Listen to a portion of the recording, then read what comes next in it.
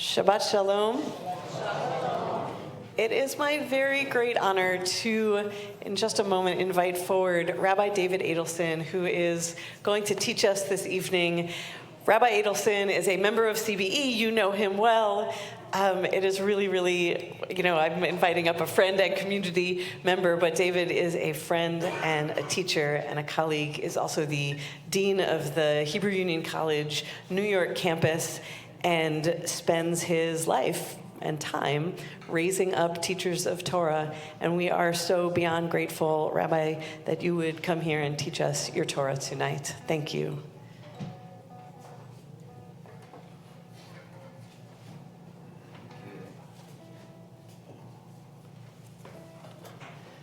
Thank you so much. Thank you for the wonderful honor. Thank you all for the wonderful honor of teaching tonight. Happy Valentine's Day. It's a good time in the world now to have a sweetheart or some loving friends, loving people around us, because these days we could use a little emotional support. In Jewish history, times of dramatic upheaval have sometimes given way to messianic tendencies and fervor. It happens when things feel like the end of days are upon us, when it feels like history as we know it is now ending. And so as long as all bets are off, as they might seem to feel to be, maybe it's better that we should just give up our regular way of living and even our regular morality and engage in some dramatic new way that's going to bring about the end of it all, the Messiah. The dramatic and shockingly swift overturning of so many legal and governmental and social standards may leave us wondering if this will be the end of normal life as we've come to know it. I have found myself engaging in the kind of a Holocaust memory-infused panic that I never really thought I would go to and had committed to not going to.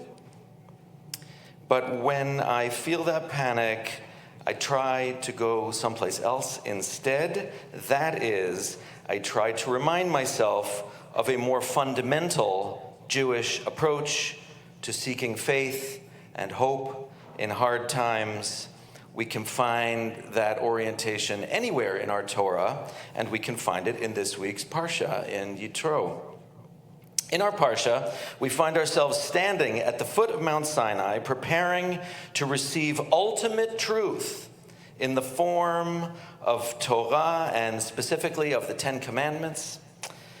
But deep truth does not emerge gently.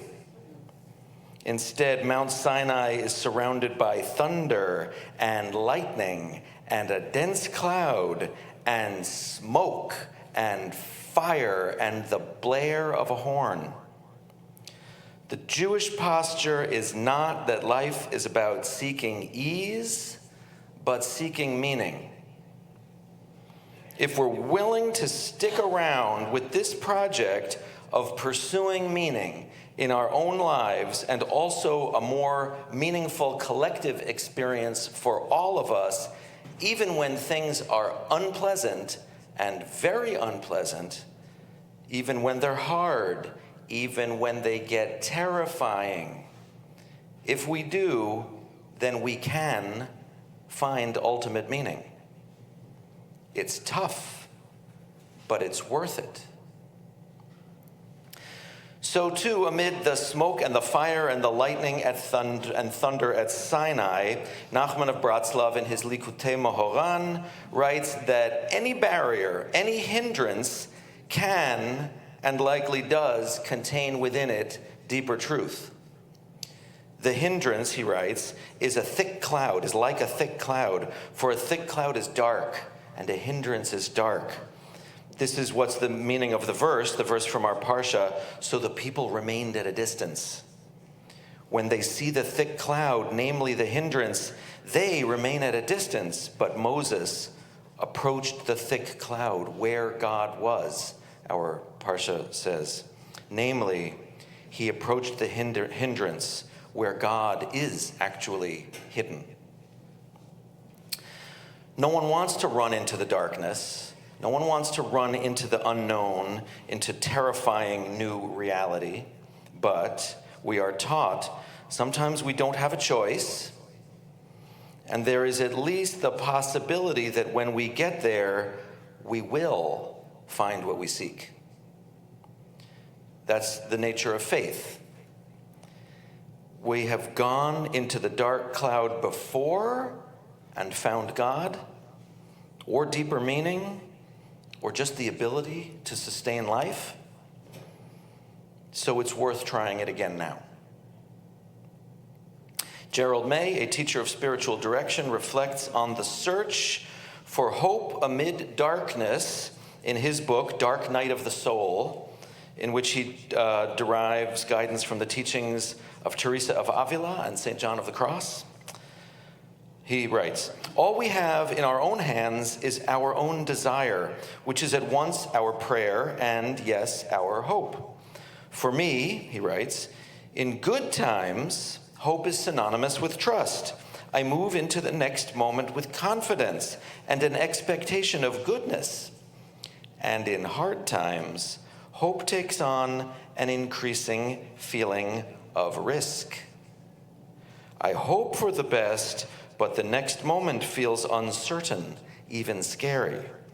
And in the worst of times," he writes, "the hope and desire may be reduced to a bare ember, so faint as to be undetectable, but it's always there. And sooner or later, we are drawn to it. I believe that with repeated experiences of touching that desire, we do learn to recognize it and to claim it and to know it as who we really are. That is who we really are. People of faith. That is, faith is a posture that even though we can't see the future, we have found meaning and connection before, even in darkness like this, and we know it is worth forging ahead.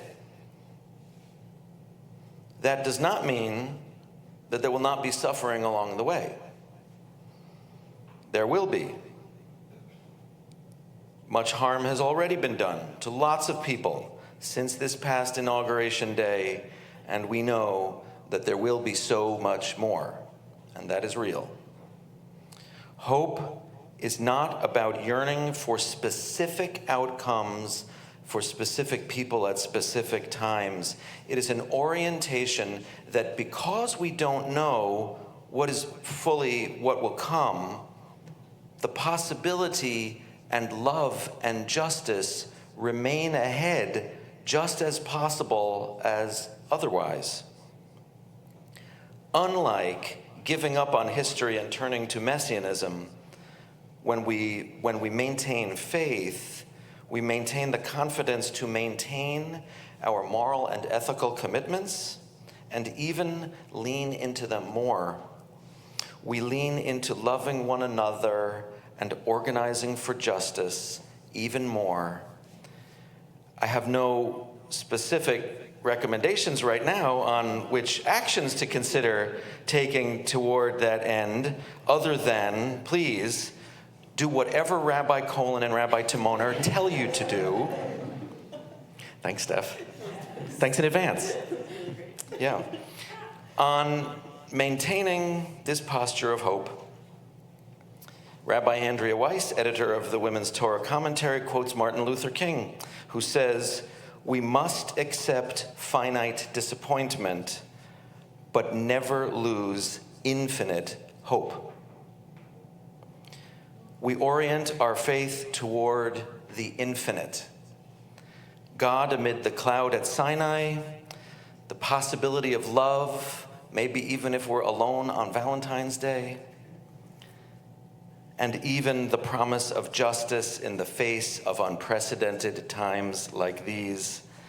We are people who, and people we love might face real harm in the short term, and that is true, but together we can maintain hope that, with God's help, we can bring something better.